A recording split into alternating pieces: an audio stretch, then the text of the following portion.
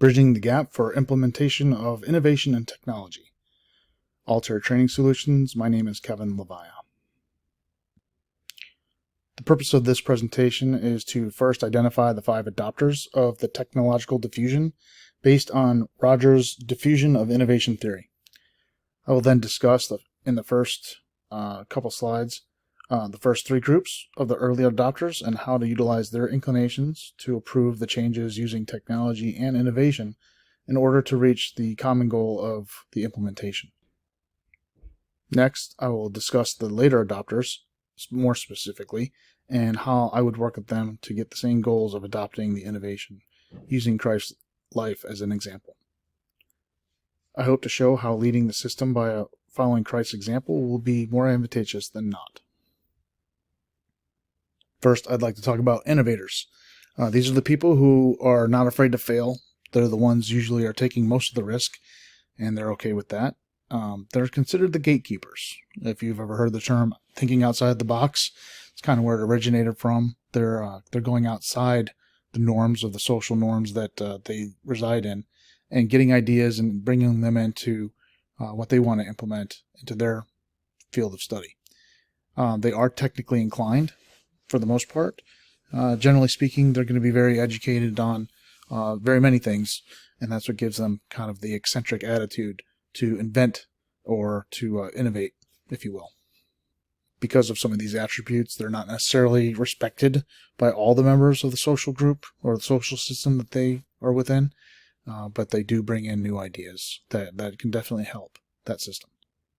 Jumping to early adopters, they are usually part of the social system playing the leadership role or maybe role models. By accepting the technology, they are reducing some of the uncertainty of the end result for the rest of the group. So we're talking about the leaders who are making decisions to allow this technology to flourish, and they're the ones who are jumping on the bandwagon a lot earlier. They have subjective attitudes usually, and because of their leadership role, they are influential. Quite often, they're identified as the people who everybody goes to get a better understanding of a system or a project, and a lot of times that approval is what's going to help drive certain trends. If we take a look up at the top right, there's a bell curve provided by Sahin, 2006, that he took from Rogers' paper in 2003, and the innovators take up the first 2.5%, whereas the early adopters that we just spoke of take up 13.5%. The next group that we talk about is the first big jump that takes us to a total of 50% of the people who do eventually adopt the innovation, and that is the early majority. The early majority tends to have good interaction with other members of that system.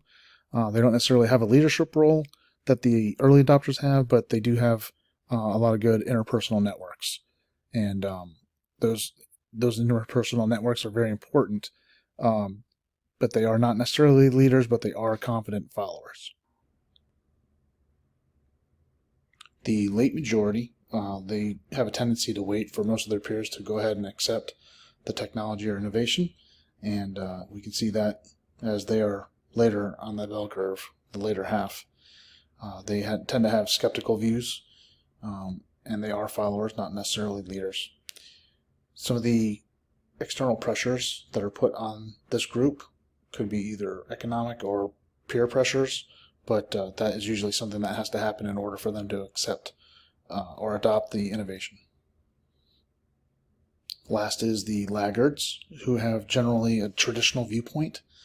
Of course, they're skeptical as well, not necessarily the leaders, but they do involve themselves with people of the similar type. So in their social group, they tend to associate with laggards. Sahin, 2006, also continues to say that sometimes they are lacking in awareness knowledge, so they might not know a lot about the innovation to begin with, which explains some things, but even after they're informed, they're still last to adopt. So this next slide, we're going to talk about the earlier adopters, so basically the first half of the bell curve. In my experience with the Navy, the innovators would be the training department that I work with. So we are the ones identifying the technology that needs to be implemented. And if I want to make a parallel to the Bible, I would liken this to the disciples. So if Christ was the idea or the innovation or the technology that needed to be implemented, it was the disciples who were the initial pioneers, the ones who were not afraid to risk everything, and basically all the attributes that I talked about for innovators.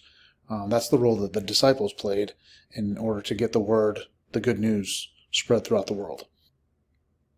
Similarly, the early adopters in my chain of command would be my immediate leadership or other respected trainers throughout the Navy that are not necessarily in my division or my command. So I would reach out, explain the technology or the innovation to the immediate leadership. They would be on board. Their acceptance is very noteworthy, and especially other leaders around the training environment. If they were going to accept the innovation, that would help push and promote the technology. In the Bible, on the day of Pentecost in Acts 2:41, it says, "Those who accepted his message were baptized, and about 3,000 were added to their numbers that day."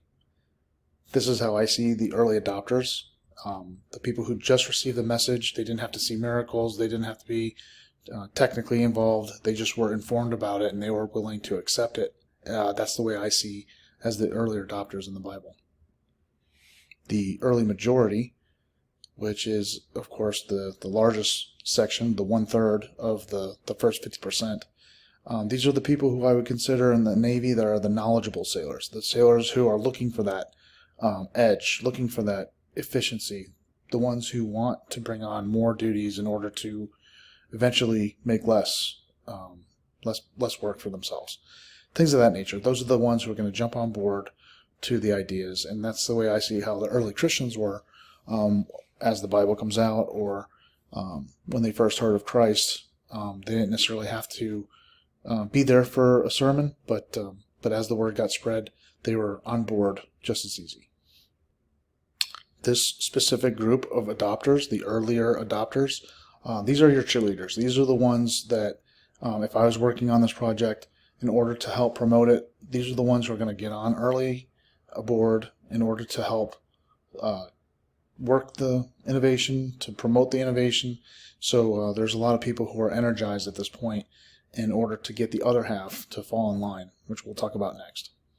I think there's a lot of teamwork value in this, and with the Bible, the way the Bible explains how Christ just spread the word and got it out to people. There are so many people who are willing to help and continue on this effort, and it allowed the momentum to gain and gain until it got to the point where it was inevitable. Everybody was going to accept. The late majority is how I see sailors who are indifferent. They could not care less about any new implementations in the Navy, but if something came across, they might have to take a little bit more of a hard look to see what's going on, and then maybe make a decision, maybe be forced, but eventually they'll roll over and offer less and less resistance. And I see that very similar to the Romans. They held on to their old gods for a long time, and I believe that eventually they rolled over, and of course the Roman Catholic religion was founded by them. But the bottom line is they were the late majority, and that's how I see them. The last group, the laggards, I look at that as my admirals who are not on board. It's hard to reach them sometimes because they're looking towards other things like the end of their career, or they're just stuck in their ways, and like I said, some of the attributes of the laggards, very traditional. Also reluctant sailors, and sometimes reluctant admirals. But I look at this as the Pharisees. They were very settled in their ways, but then again, Paul was a Pharisee, and he was eventually one of the greatest promoters of Jesus Christ. I look and see the way that Christ handled the later adopters and how he used patience to deal with them. The word would eventually get to them. Their heart may be hardened, but of course love and kindness and patience was bestowed, and the word eventually got to those. So looking at the way Christ modeled, the way he handled the innovation to the world, the New Testament, which included the four Gospels, was the good news. and everybody was included, the Jews and Gentiles, and if you want to look at it, diversity, there was nobody excluded. Galatians 5:22 through 23 comes to mind. But the fruit of the Spirit is love, joy, peace, forbearance, kindness, goodness, faithfulness, gentleness, and self-control. Against such things there is no law. I believe the fruits of the Spirit is what the Lord gave us so that when we do come up against a challenge, this is the way to handle it. This is the way to approach it, as opposed to forcing or using negative reinforcement in order to get something accomplished.